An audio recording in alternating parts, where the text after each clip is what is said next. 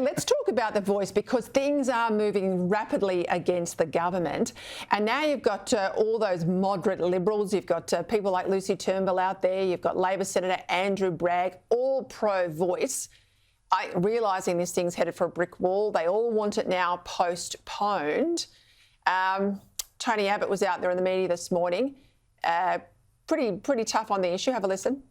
I don't want to see our country divided by ancestry or by race. I don't want to see Indigenous separatism reinforced in our constitution, and I don't want to see the business of government gummed up even further.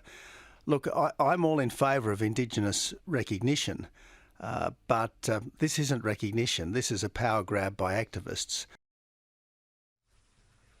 Now, I want it to be put up. I want it to fail and fail badly, so it's put away, hopefully forever and a day. But the government was supposed to tell us when this date would be at the Garma Festival in early August. We're now told the PM's not going to tell us that date.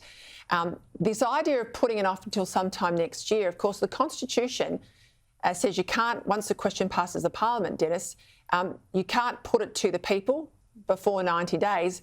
But it also has an expiry date. So what's the plan going on here?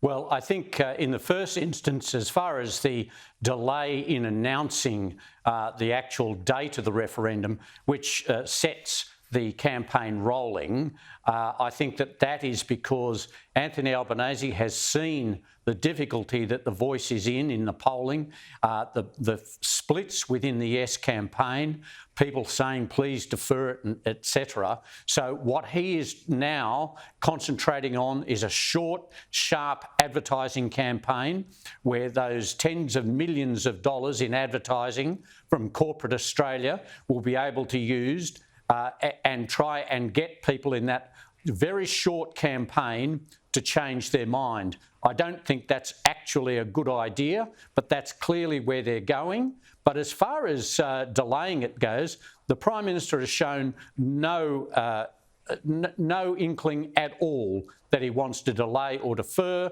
He simply says, well, if not now, when? And of course, that's politically he can't. To defer it is to admit that it's gone. But also there is the technical issue, which the Prime Minister himself constantly refers to, saying it must be held between October and December. And so there is legislation which sets when it will be held, the range of its period.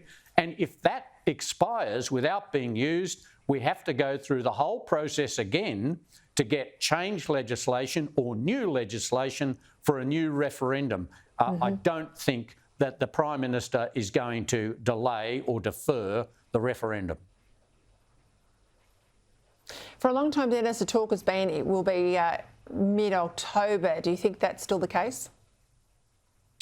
I think that that's the most likely period. What we're looking at, if you have a look at the parliamentary sittings, the all-important football finals, and the proximity of Christmas in those December dates, I think mid-October, 2 dates, 2 Saturdays there are most likely. And obviously, Garma in August was considered to be the logical place to announce it. Anthony Albanese said he's not going to do that, but I still think the middle of October, to avoid parliamentary sittings during the final period of the campaign.